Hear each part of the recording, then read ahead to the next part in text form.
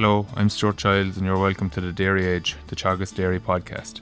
We're bringing you the latest information, insights and opinion to improve dairy farm performance. Last week, the New Zealand Special Agriculture Trade Envoy visited the farm of Sean Moher, Teagasc Dairygold Joint Programme Monitor Farmer. On this week's episode, I'm joined by Gráinne Hurley, Teagasc Dairygold Monitor Farm Advisor, and Paul Maher, Head of International Relations and Corporate Strategy in Teagasc, to tell me what they spoke about on the farm and also to outline the benefits to Ireland of hosting these types of visits. I started by asking Gráinne to explain the objective of the group's visit. The main reason they were coming to Ireland is to build, I suppose, links with Ireland and collaborate with a country that's quite similar to them in terms of how they manage agriculture in their country. And look, I suppose they're obviously going through the same challenges that Ireland is in terms of reducing emissions in the agriculture sector. I suppose they're quite similar in terms of that they have agriculture is quite a big part of their economy, so therefore they have big emission reduction ceilings as well, quite similar to what we have here again, because agriculture is such a big part of our industry. So again, it really was to look at what we're doing here with our farmers as a country, what we're doing, how we're leading climate action change with our farmers, and how they could adopt something similar in New Zealand. So really just to increase, and again, I think to improve our collaboration with other countries and see how they're working, what we can all do best, They obviously went to Sean's farm to see what you've put together there as part of the Signpost programme. So Sean has a lot of work done in the last 2 or 3 years there, which he was monitor farmer with us prior to that as well, and he's just moved into the Signpost programme, obviously, in terms of just moving on in relation to the sustainability side of things. So what elements of sustainability that Sean has put into practice did you show them on the day? Yeah, so again, we wanted to kind of, I suppose, like as you said, Sean is working with the Signpost programme, and what's key to the Signpost programme is that we look at the key tools that farmers can adopt in their farms, and not the like again with the farmers we're working with, it's key that these farmers become more sustainable in terms of environmentally, of course, in terms of reducing emissions, but also these farmers we also want to see how to become more sustainable in terms of economics and also social sustainability. So a lot of the tools that we are encouraging the farmers to use, and a lot of the tools that these farmers have been using for a number of years, will also improve their farm profits on farms. So so in the Signpost programme, for example, we have 12 tools that we currently work with. So a number of them, for example, is use of protected urea, improving their soil fertility through improving in getting more lime out, look at tools of increasing their ABI. All these tools, for example, that we're looking at on a 100-cow farm will increase farm profitability by €6,000 on a 100-cow size farm. But the key tools that we wanted for the visit to focus on with the New Zealand Trade Envoy was we looked at the herd EBI, Sean's herd EBI. We looked at the clover that he's adopted in his farm, how that's working in his farm and how he's reducing the chemical nitrogen. And the third tool we looked at on Sean's farm to reduce his emissions was protected urea. I suppose the first one we looked at, I suppose, was we looked at the clover. So we went out last week, and Sean, there was a small bit of break in weather, and Sean actually managed to get the cows out on one of the clover fields because there was a lot of grass on that field the day that they visited. I suppose Sean has really aggressively adopted clover on his farm over the last 2 years. And to date on his milking platform, he has 44% of the milking platform now is in white clover. And how he did that was really through a reseeding program. So when he was reseeding, he incorporated 2 to 3 kilos of clover at reseeds, and then he encouraged clover to come on by very excellent grazing management, but also reducing chemical nitrogen on those paddocks. And he's also done a bit of he's also incorporated through oversowing white clover as well to increase that level of white clover in his milking platform. So for 20, and how is that reduce emissions on his farm? Well, look, it's enabled Sean to reduce his chemical nitrogen on the farm. So on a whole farm basis, Sean has reduced his chemical nitrogen from, so again, he's outside blocks, a bit lower stock, so he's reduced his chemical nitrogen on a whole farm basis from 173 kilos of chemical nitrogen down to 136 kilos of chemical nitrogen on the whole farm basis. So like again, he has outside blocks to be lower stock, but again he's made a big reduction on chemical nitrogen in that part. So that, and again, Sean, and from that, if you look at the milking platform itself, so where he stocked around 3.5 cows on the milking platform, the grass clover swards received 95 kilos of chemical nitrogen in 2022, and they grew 12 tons of grass, versus the grass only swards received 214 kilos of chemical nitrogen and grew 12.5 tons of grass. So, I mean, there's a difference there of 214 versus 98 kilos of chemical nitrogen on those paddocks, with a half-ton difference there in the grass grown. So again, he's made huge strides in terms of maintaining grass growth in his farm when making phenomenal reductions in chemical nitrogen. So look, Sean is measuring grass on a weekly basis using Pasture Ireland. So again, he has that information in hand, and he can compare the clover fields versus the grass fields and see, is this working on my farm? Is the reduction of chemical nitrogen working on my farm? So, and it was an interesting point actually, that the New Zealand Trade Envoy made actually comment, was that your clover fields have grown half-ton less than your grass fields, but we should actually be measuring this on a megajoule of energy. Really your clover fields are probably producing higher energy than your grass fields. So that's really how we should be measuring, the output, rather than just looking at a dry matter basis, which was an interesting comment coming back from them. Another area we looked at with them was the protected urea. So again, Sean has been, has switched over to using more protected urea on his farm. So back in 2020, when he joined the Signpost program, before that, he was still using a lot. He was using 49% of his nitrogen was in the form of protected urea. The other 50% then was in can-based nitrogen. And I suppose that's one of the key tools that farmers can use in their farms to reduce emissions, is by switching over from protected urea nitrogen over to can-based nitrogen. And he's increased that now in 2022, 72%. So just nearly 3/4 of the nitrogen he's using on his farm is in a protected urea format. And again, he's seeing, no negative impact in terms of growth on his farm, and it's working quite well. And again, obviously we know it's a much cheaper product, the protected urea, rather than using can-based product. So look, it's a win-win for Sean. It's reducing his emissions, it's costing him less, and it's growing the same amount of grass on his farm as well. And then Gráinne mentioned there that he's using 72% of his nitrogen is in the form of protected urea at the moment, and the balance of that is coming from his 18-6-12 and his 10-10-20, which are the more carbon emission friendly type compound fertilizers to use as well. And isn't that the case? He has adopted clover on the farm, and I think one message we need to get out in the Signpost farmers will say as well is that we're reducing the amount of chemical nitrogen on our farm. We still need to get out the P's, we still need to get out the K's. So again, we're saying that, a lot of the clover fields, again, they're quite hungry for particularly K. So again, it's quite important that farmers who are, that they are using their P's and K's. And like you say, the 8612 product is a lower emission product to use, and compared to your cut sward, your pasture swards. And, obviously, that's one of the key tools farmers will use as well, obviously, on their farms in terms of being more sustainable, is actually maintaining their soil fertility. So again, where you have to use your 8612, you use your 8612. You get your P's and K's right, that, and your lime obviously as well, because again, your lime is going to naturally release that natural occurring nitrogens in the soil as well, And then I suppose of the three items that you mentioned there in relation to the protected urea, the clover and the EBI, which were the ones look, obviously she mentioned about looking at the grass in terms of the megajoules of energy there, as you said as well. Was there any one of them in particular that they were very interested in terms of maybe taking on in their own scenario back in New Zealand?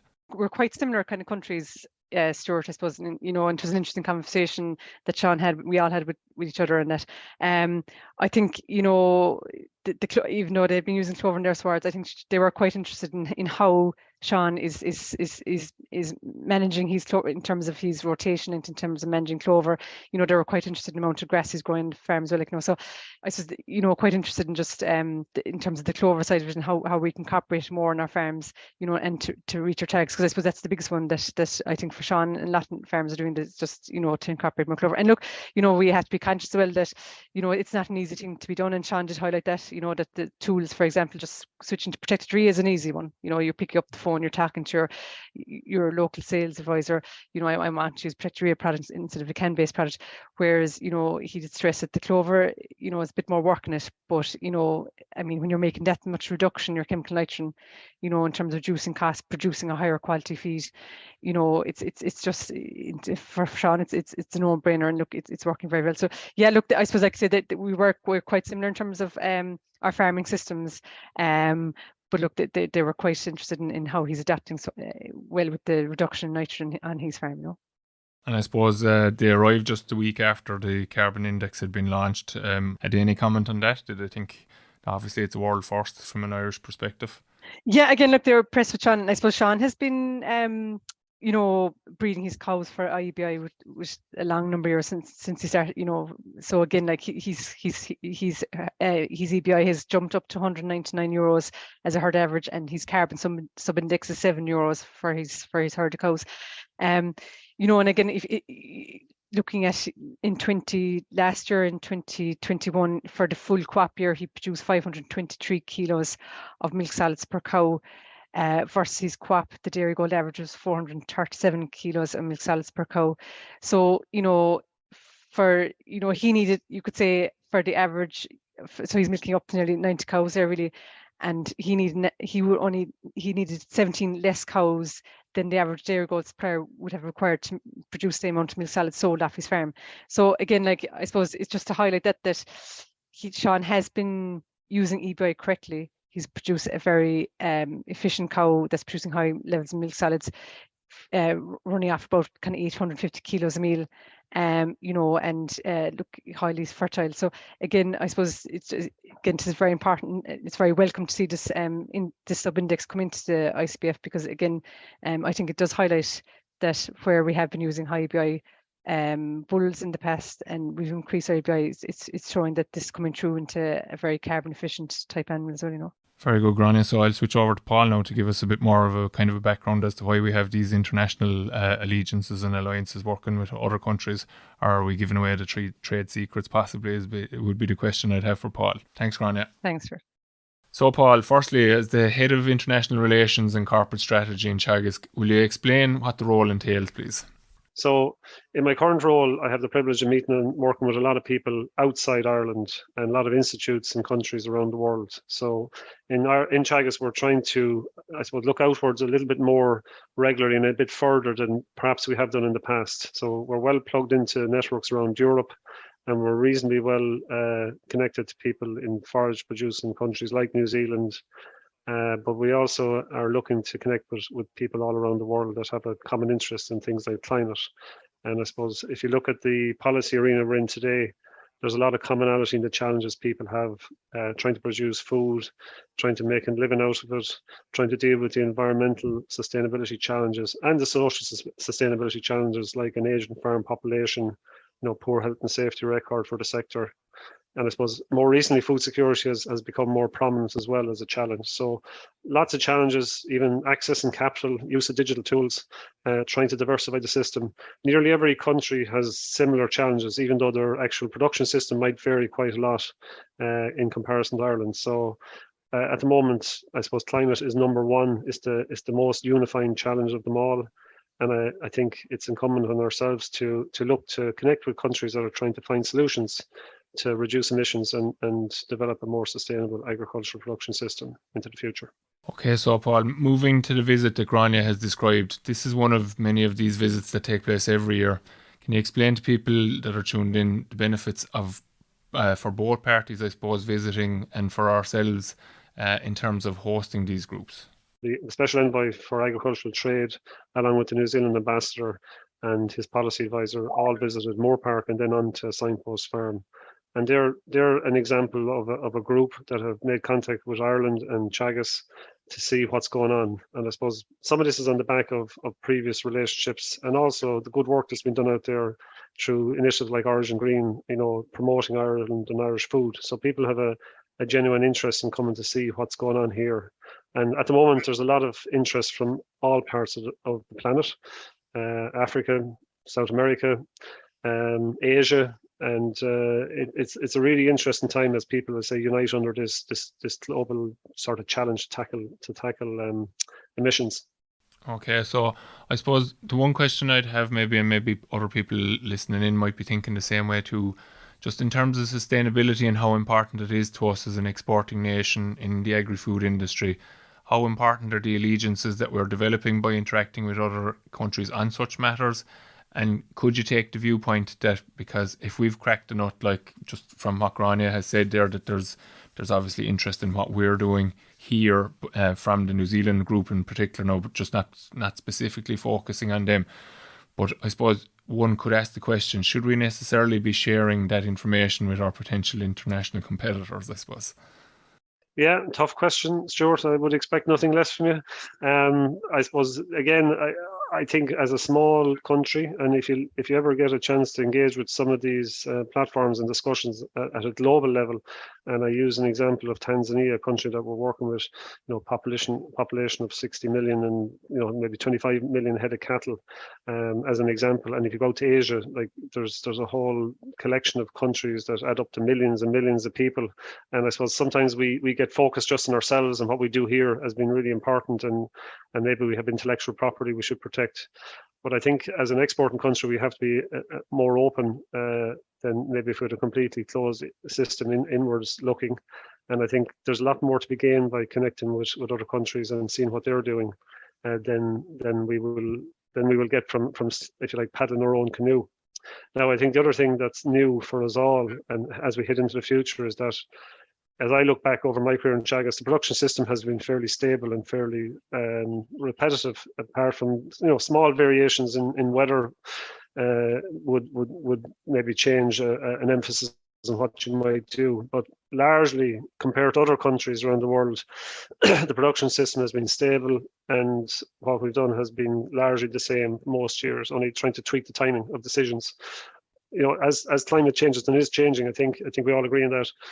We're going to be looking into a different production system, more diverse system, and we're going to have to find ways of continuing to produce food in a way that's sustainable into the future, not just using the tools we have today. So I think we really have to look at other countries and see what they're doing, see what their experience have been had, what experiences they've had, and how they've managed their systems. So it may be the case that forages won't grow in the same pattern of growth in 10 or 20 years' time than they do today. Or it may be the case that we have to identify new sources of forage if we're to continue producing in a forage-based system. Okay, so there's learnings to be got from it's not all one-way traffic, basically, by giving something out or getting something back as well. Absolutely, and if you think about it, if for example we have a overall a warmer climate, and we have more sort of sharp growth rates, it's quite likely we'll need new forages. It's also quite likely we'll have new pests and new diseases to contend with, things that we've never had to deal with in the past. So we have to have one eye towards this medium to longer term, as well as dealing obviously with the short-term challenge that we have at the moment. So I think there's more to be gained than to be lost by sharing with our colleagues around the planet. Very good. So I suppose just to finish up then, moving away from that New Zealand visit that we're talking about specifically today, can you just give people a flavour of the other international projects that Teagasc are involved in? Yes, sure. In my role, there's two elements to it. One is liaising with groups that come in from different countries around the world that are interested in seeing what's going on in Ireland. And in addition to that, there's some activity in funded projects in developing countries. So over the last number of years in Teagasc, there has been some great work done supporting the development of the potato sector in parts of Africa. And we also have a number of projects in Africa on supporting the development of the dairy sector. So currently, at the moment, we have 3 projects in Kenya, one in Tanzania, and one in Eritrea. The Eritrea project is funded by an EU funding source, and the Kenya and the Tanzania projects are funded through the Irish embassies in the particular country, and supported by Foreign Affairs Irish Aid. So collectively, those three projects add up to about 10 million euros worth of money, which is helping to support the institutes in the relevant countries to develop and enhance their production systems for food and agriculture. So just to give you an example, the Tanzania project is being supported technically by Pádraig French and Moher. So he's a technical advisor on the project.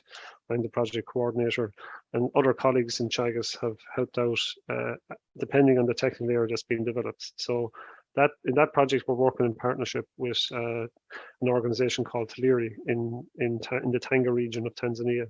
And that organization is similar to Teagasc in terms of having a research function. So Pádraig and the guys in Tuliri are working closely on the design and planning and implementation of some of the research project work that they need to do. The Irish Embassy are providing some funding, and we work together to try and figure out, I suppose, what is it that they can do to improve the support to the local region around their catchment area and the dairy sector nationally in Tanzania. So a lot of the things that we're working on are similar to here. Is forage production, filling gaps in the production year through conservation, trying to figure out the best breed of animal to support the production system there, which is more hostile to a bovine than here, as well as all the other typical things you can imagine you would deal with in a research centre and a research programme, and also then trying to reach out to the local area and try to improve that side of things. So it's a really interesting example of a project which has support right across Irish government, and it's something that fits really well for us. Another example of a project was Kenya, and I think you had George Ramsbottom on recently, and he spoke about an element of the project that he's involved with, where I think he's supporting his supervision of a master's student, given the opportunity to go out and see what's happening on the ground out there. So that's another aspect of things. So we have the opportunity to host visiting scientists, support Walsh scholars to do masters and PhDs. So there's a lot we can do if we embed it into the system that we currently have in Teagasc, and I think we can support in a really useful, tangible way, and hopefully build a relationship that will stick as time develops. Okay, so it's a symbiotic relationship, I suppose, in terms of the countries that are sending people over here, maybe, but also for us, I suppose there's always an emphasis on trying to give aid to or give assistance to those developing countries, and I suppose help them maybe not make some of the mistakes that we might have made along the way, because we are where they want to be, basically, I suppose. Yes, but that's a moving target. So as some of the systems of production, I'm sure we'll be looking at those closely into the future as well. Even in some of the regions we might consider hostile now, some of the forages that can be grown in shorter growing seasons, some of the techniques that they'll have for production with low to zero inputs. I'm sure there's a lot for us to learn from how they'll produce their food as well as how we do it. Certainly, we don't have all the answers, that's for sure. We'll leave it at that, Paul, as I think we could probably talk at length on it, but I just wanted to give people a bit of a flavour of maybe what Teagasc actually do. A lot of people probably won't be aware of it, so it's no harm that people do know of the kind of, I suppose, public good, you could call it, maybe, that goes on in relation to international partners as well. So thanks for coming on today to talk to me. Thank you, Stuart. That's all for this week's episode of the Dairy Age podcast, and my thanks to Gráinne Hurley and Paul Maher for joining me on this week's show. Don't forget to rate, review and subscribe to the podcast. You can listen on Apple and Google Podcasts as well as Spotify, and for more information go to the Teagasc website at teagasc.ie. I'm Stuart Childs, and join me next time for your Dairy Age.